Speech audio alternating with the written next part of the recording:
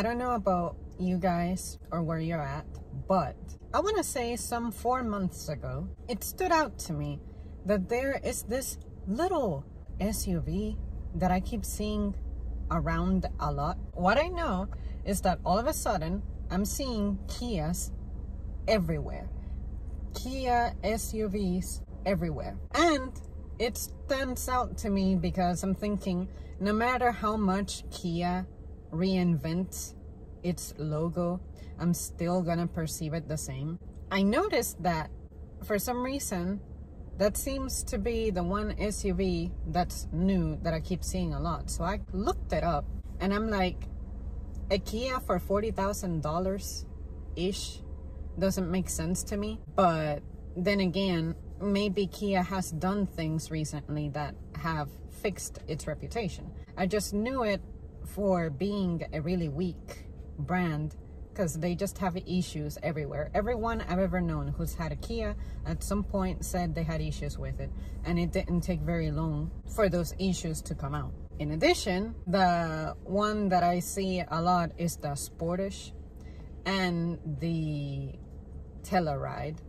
Crazy headlights. Maybe it is the Sportage, but what is going on? Why is it that people are choosing that one? Did someone out there write a good review on it, or just create a video that's now influencing everybody? Because I really don't get it. I can't imagine a life in which I get on one of those or personally own one of those. First of all, you probably won't see me owning an SUV. I look at the RAV4 as a semi SUV because it's like, it's not humongous, but it's not short like my car is either. But I understand that because it's a Japanese brand, the Japanese actually do care for space, but not to themselves. It's more environmental, as opposed to Americans that gotta have this gigantic ass SUVs that they won't know how to safely drive, especially a certain phenotype who are always hitting the goddamn curb when they're making a turn. But anyway, what do you guys think? How do you guys feel about Kias where you're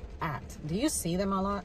Because I can tell you that at least where I'm at, they're everywhere. It's like flies in the summer.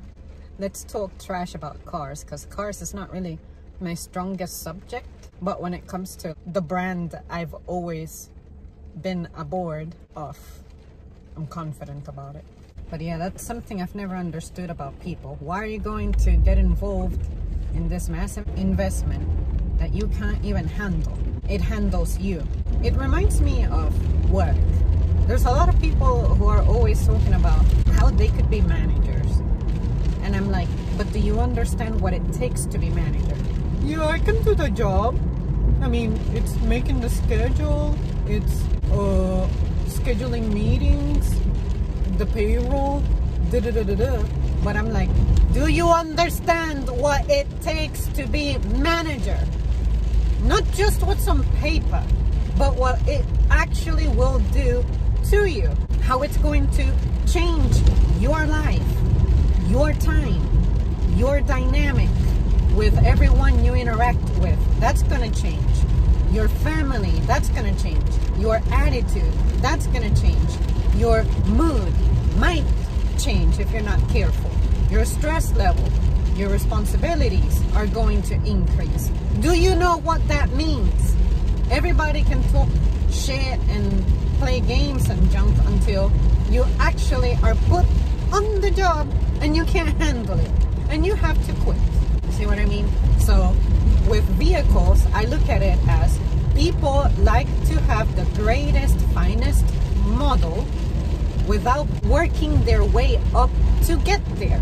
Like these dumbass muscle cars that I keep seeing. You get that, you barely know how to drive it, you get in a wreck, you almost die, or you do end up dying, as opposed to being like, let me get comfortable with the bottom first, and then I can consider moving up when it comes to vehicle performance. So at the job, it's like, let me start at entry level and build myself up to where I can consider becoming something like a manager.